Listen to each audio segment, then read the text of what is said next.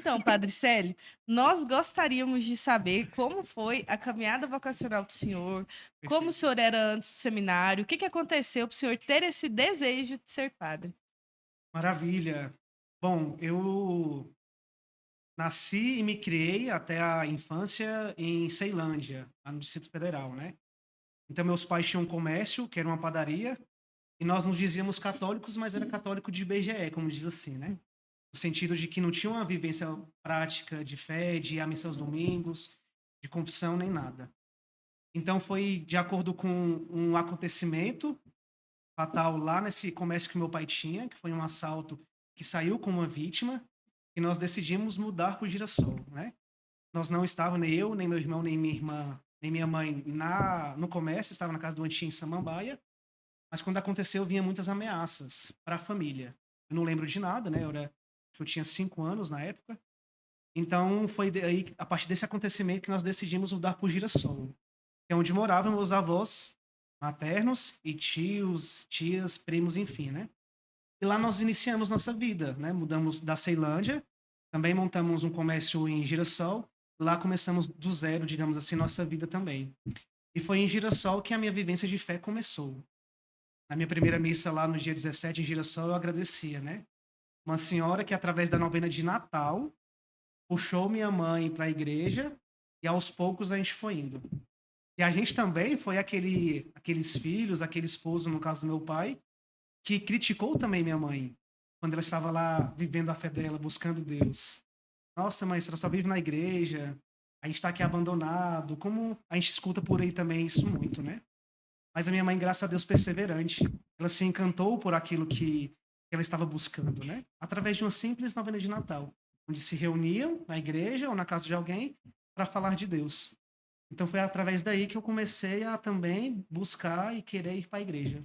Que interessante, né, padre? Às vezes nós vemos esse gesto simples, como uma novena de Natal, um terço da Mãe Rainha, receber a Mãe Rainha em casa, essas Perfeito, ações que é sempre do leigo ali, né, no cotidiano, na exato, vizinhança, e às vezes nós não damos tanta importância, né? Às vezes nós pensamos, não, não precisa fazer, não precisa ir, e o exato, quanto às vezes isso vai evangelizar uma família inteira, né? perfeito. E Deus é simples, né, Raíssa, Uhum. nesse sentido.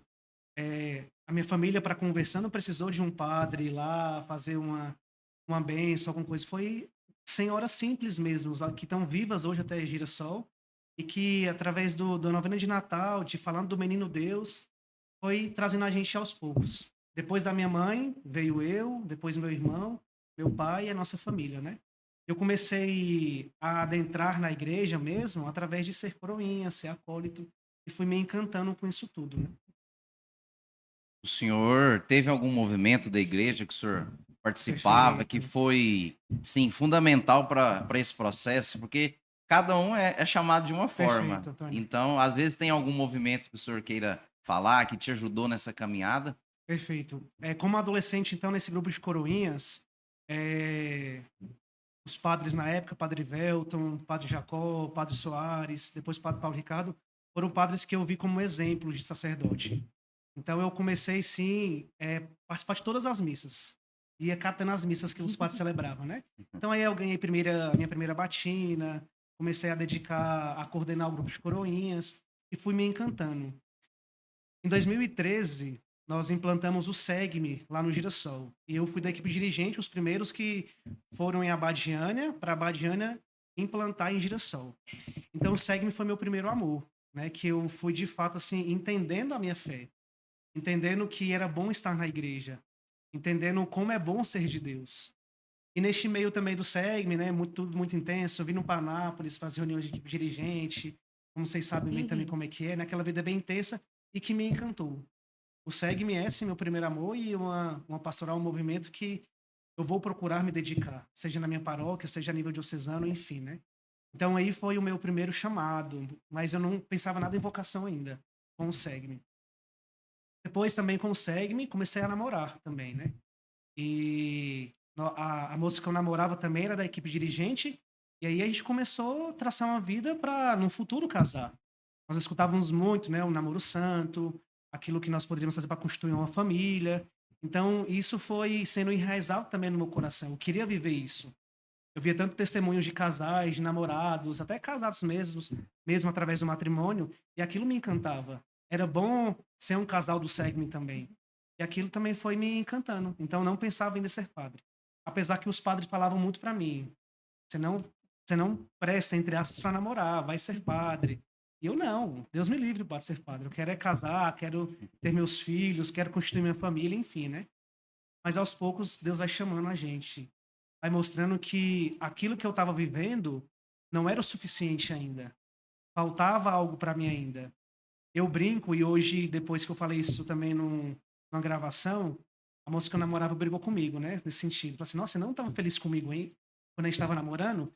Não era isso, né? Porque faltava algo ainda, né? O que Santo Agostinho fala: inquieto está o nosso coração enquanto não repousar em ti. Então, meu coração estava inquieto ainda. Eu estava feliz, obviamente, tinha vários ideais na minha vida, mas faltava algo. E esse algo hoje eu vejo que era corresponder à vocação que Deus tem para mim. Neste encontro do SEGME, no namoro, eu também comecei a fazer um estudo de faculdade, né? Então, como no Girassol, cidade pequena, enchia todos os dias para Brasília. Então, lá eu comecei a cursar engenharia civil, era o que eu queria. Na época, era aquela coisa, né? O pai fala que a gente tem que fazer uma coisa para render aquilo que ele pagou pra gente. Então, na época, eu falava assim: não, vai ser engenharia civil então.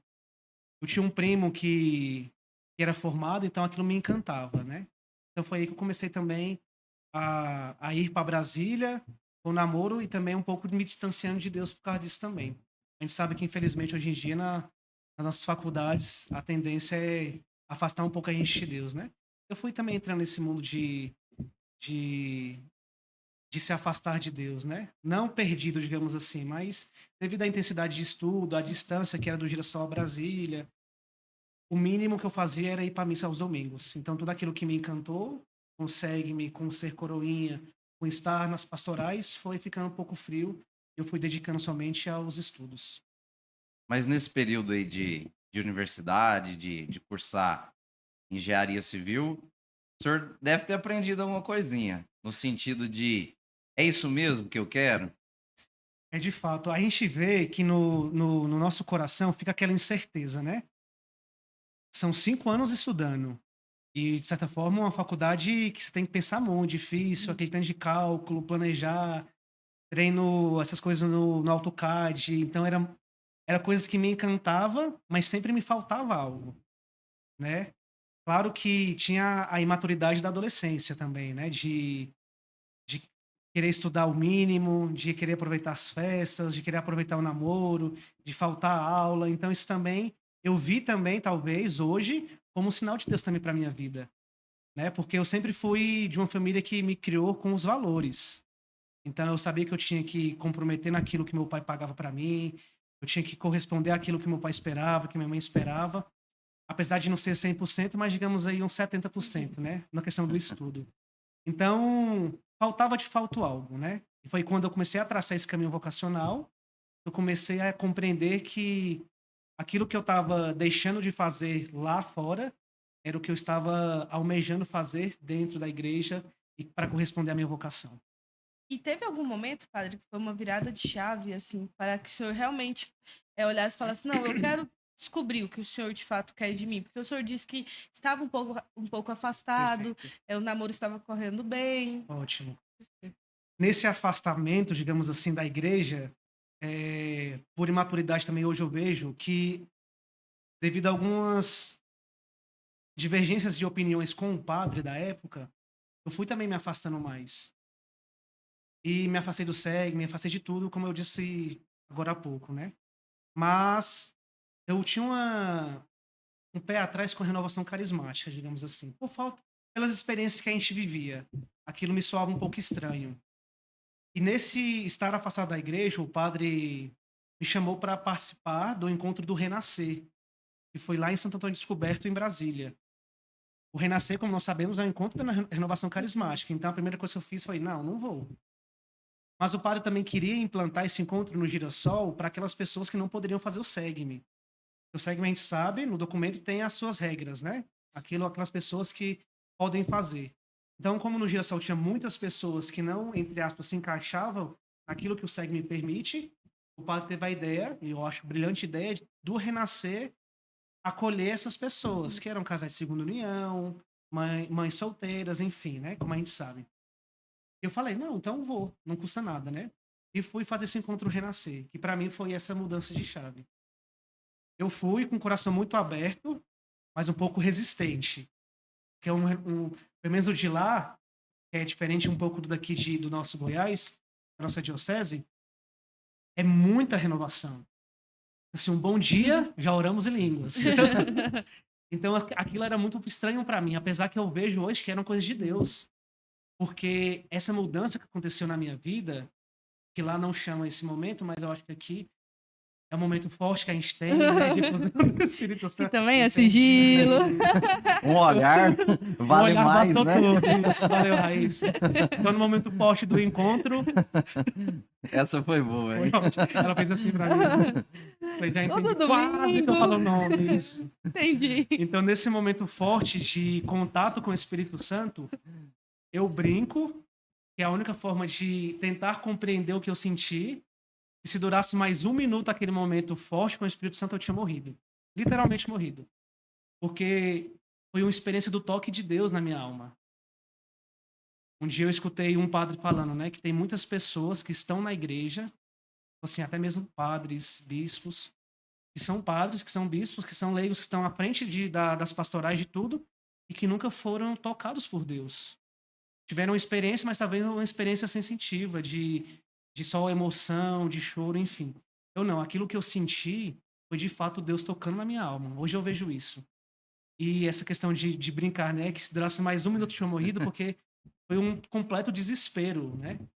Eu tive que sentar, eu tava em prantos, e via muito forte isso, né? Eu preciso viver isso que eu tô sentindo. Isso que eu tô sentindo agora na minha vida, na minha alma, é o que eu quero sentir para sempre. Então foi aquele desespero, né? Teve que parar o momento, porque todo mundo tava voltado para mim. Eu fiquei bem no meio da roda assim, que vocês sabem. Então foi muito forte. Então parou, porque falou assim: não, está acontecendo algo estranho com esse menino aqui. Então vamos, sei lá, ir pro almoço, ir para um lanche. E isso que me levaram para uma salinha. Acho que eles pensavam que eu tava com alguma coisa errada, né? Mas era Deus. Hoje eu vejo que era Deus. E o quanto Deus me tocou naquele dia. E para mim foi uma experiência fantástica. Tanto que eu saí de lá com esse sentimento. Eu quero viver isso para sempre. Isso foi a mudança de chave na minha vida, né? Foi quando eu comecei a talvez pensar em vocação.